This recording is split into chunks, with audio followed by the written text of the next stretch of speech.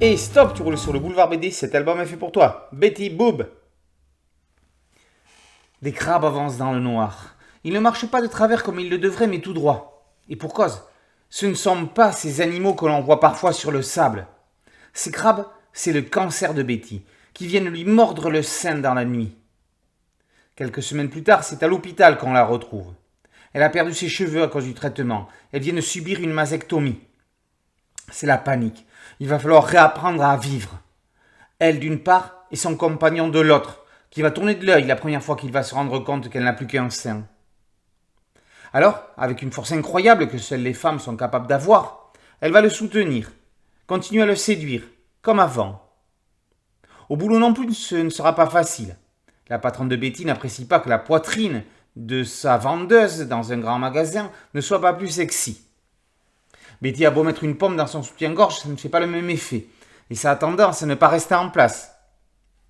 Alors que rien ne va plus dans son couple, c'est en courant après sa perruque en escapade que Betty tombe sur une troupe de cabarets burlesques installés à bord d'une péniche.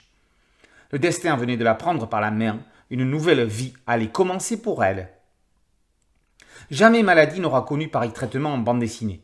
Le cancer étant déjà en soi un sujet tabou, le cancer du sein l'est encore plus, car il touche à la féminité et à l'intimité. La chimio fait perdre les cheveux. Vais-je m'habituer à la perruque qui va les remplacer ? Avec un sein en moins, mon compagnon voudra-t-il continuer à me faire l'amour comme avant ? Suis-je encore désirable ? Suis-je encore sexy ? Les autrices mettent un grand coup de pied dans la fourmilière en faisant de Betty le fer de lance d'une génération qui n'a pas peur des conséquences de la maladie. Aucune honte à avoir, ni morale, ni physique. Les membres du cabaret burlesque vont démontrer à Betty qu'on peut être heureux avec un gros cul, avec une jambe en moins ou avec une cicatrice sur la poitrine. Il suffit de se laisser aller. Les éditions d'Argo rééditent cet album paru pour la première fois en 2017 chez Casterman. Véritable succès, il dénonçait le diktat de la beauté et le business des prothèses mammaires. Bien avant Le Jour du Caillou, faisant également la part belle aux arts de la scène, la scénariste Véro Cazot signait là son premier grand succès. Au dessin et aux couleurs, Julie Rochelot relevait le défi d'un album quasi muet, en mettant tant d'amour dans les corps et les âmes abîmées. L'album est chapitré par des phrases semblant toutes droites issues de films des années 20, comme Betty Boop, cette pin-up de dessin animé à qui le titre est un clin d'œil.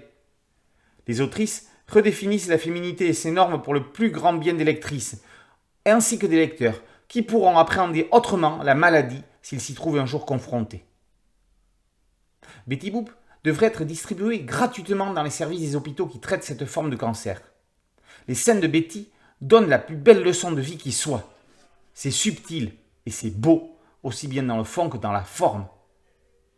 21e siècle, la bande dessinée est féminine ou elle n'est pas. Magistrale. Betty Boop, par Cazot et Rochelot, est paru aux éditions d'Argo. Boulevard BD, c'est un podcast audio, un site dédié et une chaîne YouTube. Merci de liker, de partager et de vous abonner. A très bientôt sur Boulevard BD. Ciao.